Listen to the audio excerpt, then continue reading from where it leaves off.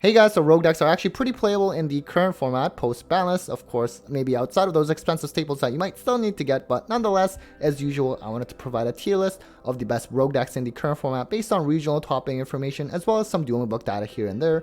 Now, Supreme Darkness is going to be legal in the TCG as of end of next week, so this video will not take into account of that. It's more so a reflection of current state of affairs, but at least you have a picture of what's happening now, and you can try your best to see how it will transition into the next format. As always, definitely go check out those discount codes for Yu-Gi-Oh! Singles as well as supplies. All that information can be found in the description below. And also, as always, definitely a shout out to YGOProduct.com as well as Ivan for keeping up with all the meta relevant tops. So this was sort of the overall meta tier list that I posted last week. And essentially, for the sake of this video, we're just going to focus on decks that are not in tier 1 or 2 here. Except for Goblin Biker, we're going to shift that into the Rogue section for the purpose of this video. Okay, so starting off the Rogue tier list for this month, we actually have Mermail. So this is a deck that's been actually doing really well leading up to the ban list / crossover breakers, but as someone in the comments pointed out my overall meta tier list, and thanks for that, it looks like with like Abyss Dweller and not to mention Shifter around, is pretty hard on Mermail, although that sort of weakness is going to apply to a lot of the decks that are going to be on this Rogue tier list. But you know what, if the deck does go first, it can hand loop you and also set up a couple Omni Negates through totally awesome. Can be really scary. Going second is where this deck can typically struggle a little bit, but if you know how to play the deck, because it is a pretty hard deck to pilot well, I think you can still have some pretty decent success. And then you have Goblin Biker. This actually has 5 regional tops post ban list, and so it's a pretty cool strategy. And with Ryzeal being the best deck, and also post Supreme Darkness still will be the best deck in terms of being also Xyz based, and Goblin Bikers can detach from opponents' Xyz monsters as well, which goes kind of nice hand in hand. Probably why it's doing some pretty well right now in the current format.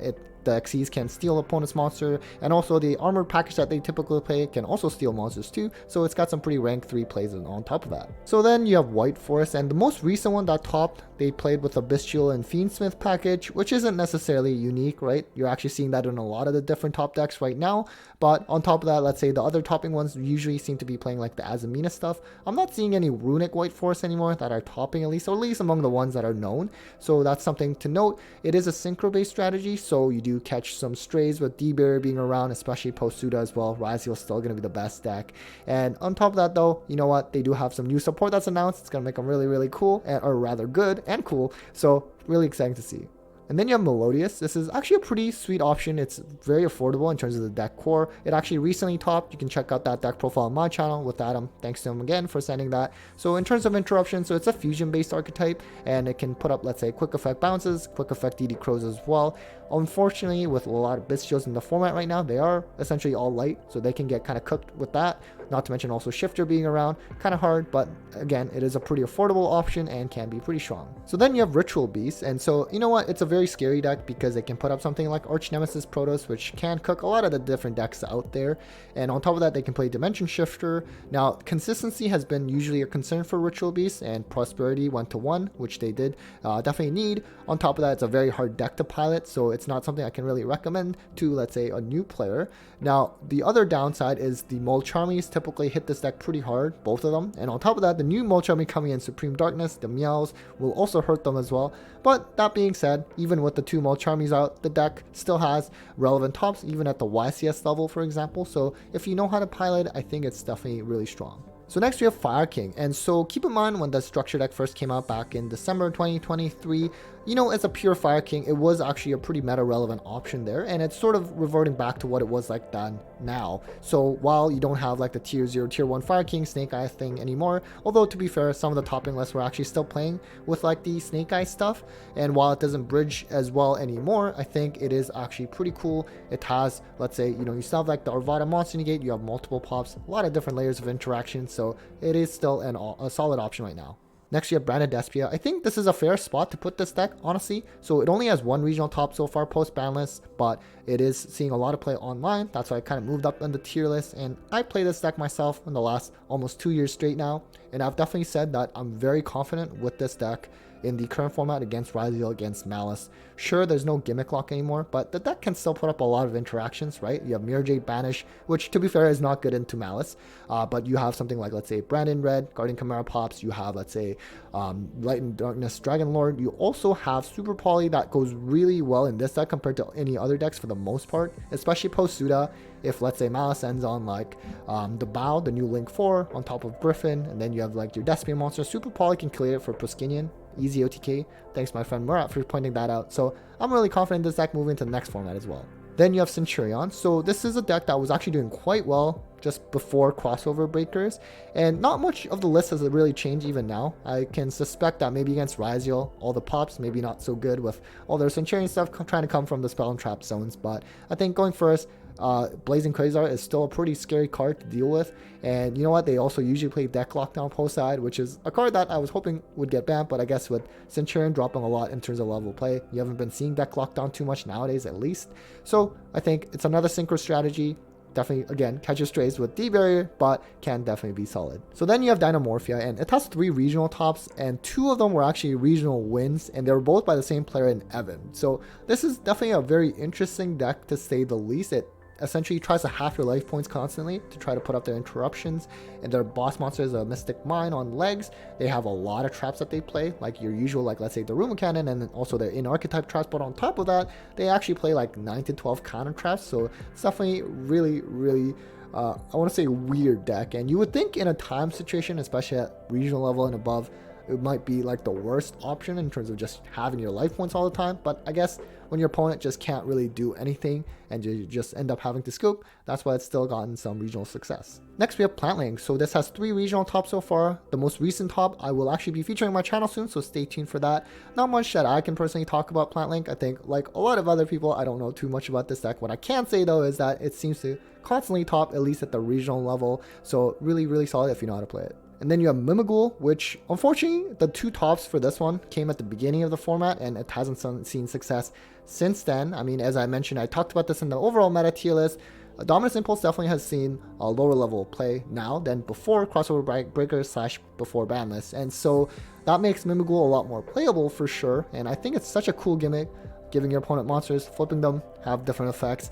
So I would like to see this deck thrive a little bit more, but I think right now still not seeing that much representation. So then we have Flunder, which, you know, at one point this was such a dominant deck in the tier list, at least at the rogue level for sure, for such a long time, and nowadays it's kind of hard to even see it at the rogue level. So it does have 2 regional tops. It has some issues now. For example, they lost Pot of Prosperity, it's to 1 now, and this deck always struggled in terms of consistency, like brickiness issues, and I guess they revert back to playing Extravagance now.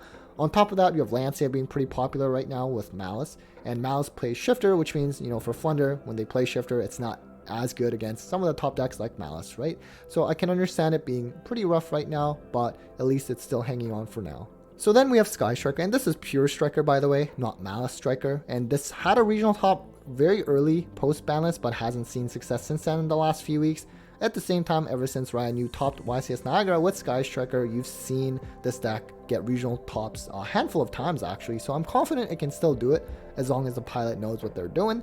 So it is a going second deck, and now with Tempai Dragons, while still meta relevant, it's not seeing as nearly as much play as before the ban list, so you're not really vying for that going second spot anymore as much as you had to, and you can sort of freely play the way that you want to. So I think again, this deck it can require a very strong pilot to actually do well, but if you can, definitely seen a lot of success. And then you have Dark World. This has 2 regional tops, but I'm going to be honest with you, I can't really imagine this being in a good spot right now when you have something like Ryzeal that can easily make Abyss Dweller, not to mention Dimension Shifter through Malice. So those are some pretty hefty options against Dark World. And while you don't see as much Droll maybe as before, which is another Dark World hate card, nonetheless, I just don't think it's really strong in this current format. But I guess, you know, if you do go first and your opponent doesn't have hand traps, you're probably winning that game. That's like the strength of Dark World. It's essentially an FTK kind of deck, similar to like Mermail in terms of hand looping, or sometimes they just burn you to death, I guess. But it is strong if it goes first uninterrupted, but otherwise pretty hard to play.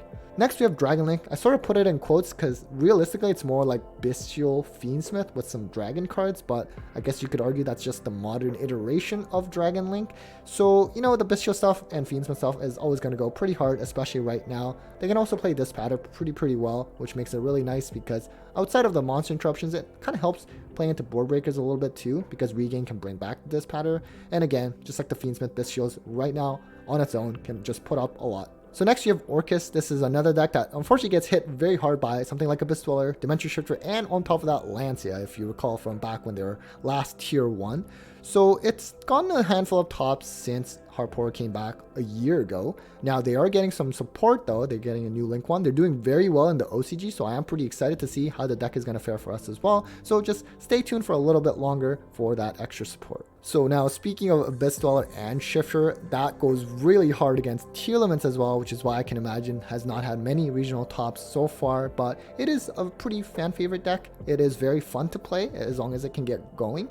Now, one of the weaknesses of the deck, aside from Dweller and Shifter, is that it cannot play a lot of non-engine, and so going second, you kind of just have to rely on gas, which, to be fair, it doesn't have a lot of it. They usually play like the Horus stuff as well, which can be pretty strong going second as well, but outside of that, I would say that it is a pretty rough spot for Tearlaments. So then moving on to another deck that gets hit by something like Dweller as well as Shifter is Drytron. So it is very combo heavy. I couldn't find a topping list. I'm curious whether they've gone back to like looping Eva and Orange Herald, for example.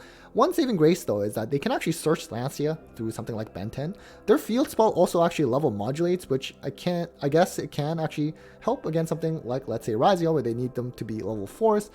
So, you know, if it goes first, it's another deck that's like very wombo combo heavy, can, I mean, in the past at least, set up Vanity Ruler, which prevents opponent from special summoning, so that's pretty strong. But there are a lot of different board breakers nowadays compared to maybe in the past, and so yeah, I mean, I think it's a pretty rough spot for Drytron as well. So then we have Fiendsmith Chimera, and I'm surprised this doesn't have more tops. I get it, the whole Dweller Shifter thing, but that applies to a lot of the decks on this tier list, and I just find Chimera Fiendsmith going first is so scary. They already hand loop you for one with the fusion, and then the Diabellus forces you to set and then can pop a Speller Trap, so that's essentially another hand loop. And then you have like your regular Fiendsmith stuff on top of some other Chimera fusion with like Guardian Chimera plays, for example. So there's a lot of things that this deck can do going first especially. So I'm kind of surprised. Finally, we have Blackwing, which does have actually 2 regional tops. I couldn't find the topping list though, so I don't actually know the playstyle that they play.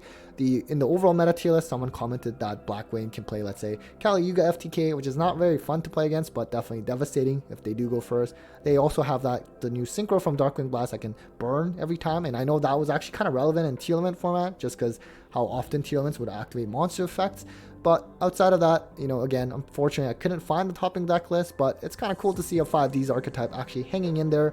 And also, speaking of sort of anime-like decks, Hero, unfortunately, did not see any tops so far in this format post-ban list, but with Supreme Darkness, with additional support coming, I'm very confident that we will get some tops again, so definitely stay tuned for that, and let me know what your favorite rogue decks are. Anyways, that was it for the rogue tier list by the data for this month. Hopefully you found that interesting. Again, it's more of a current state of affairs, and let's see how it's going to transition moving into Supreme Darkness format. So anyways, big thanks to all of you for watching. Huge thanks to my sponsors as well for the continued support, and well, take care guys.